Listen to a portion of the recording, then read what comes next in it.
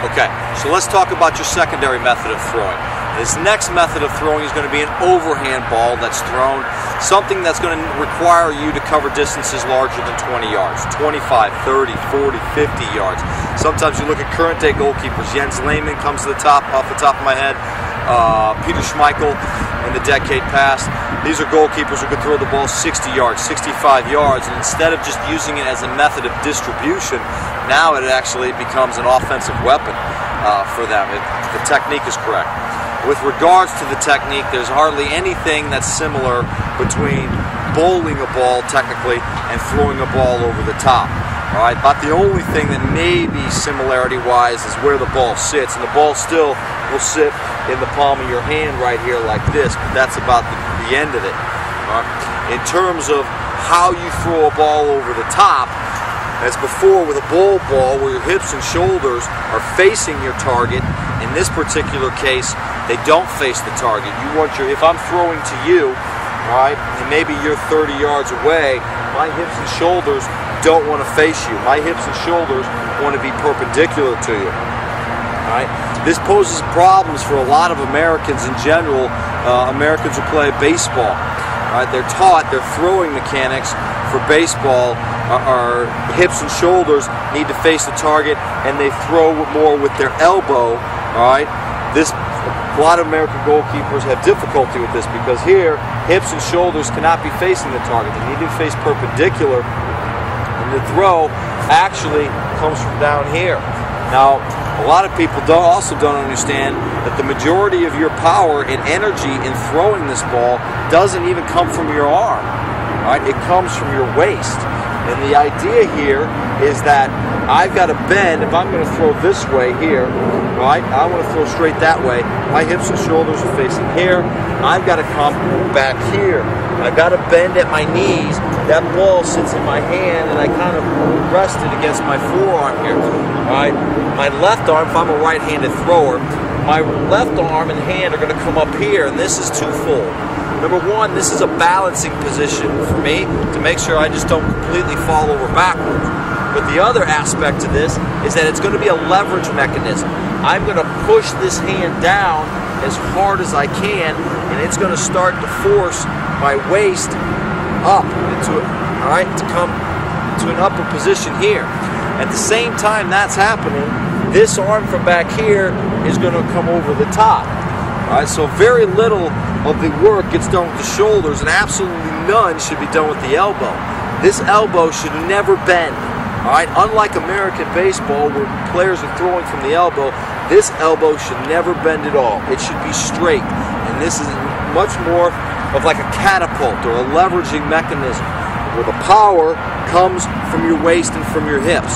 The more you bend here at your knees, all right, the lower you get, the more leverage and more energy you have. That equals more distance for yourself.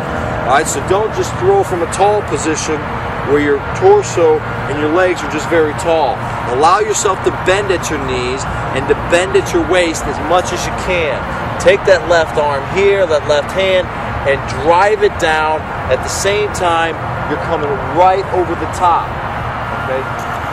In theory, you would like your shoulder, like the material of your jersey, all right, of your top, to brush your ears. And you would like to have that brush your ears. You really would like your mechanics to come right over the top at you.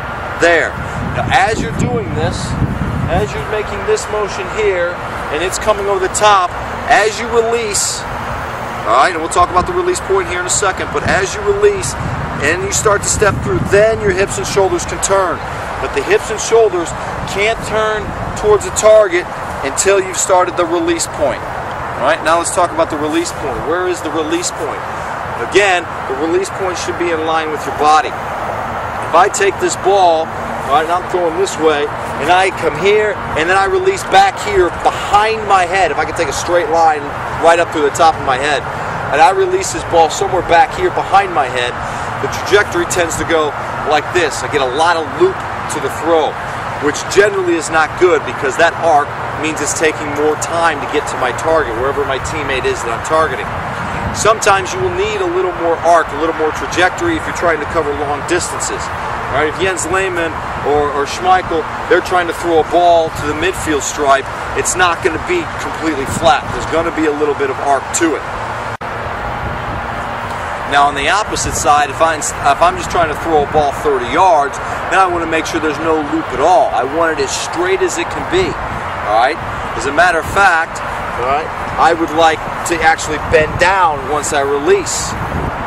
Now, if I release too late, all right, and my point of release comes in front of my head, and I release here, now the tendency is for the ball to get driven down into the ground early, and I'm not covering as much distance and getting the ball as quickly as I can to my point, because it's getting driven down into the ground, it's bouncing off the ground, all right, it's taking away energy, and then it just takes longer for the ball to get there. So you would like the release point to be right above the head there.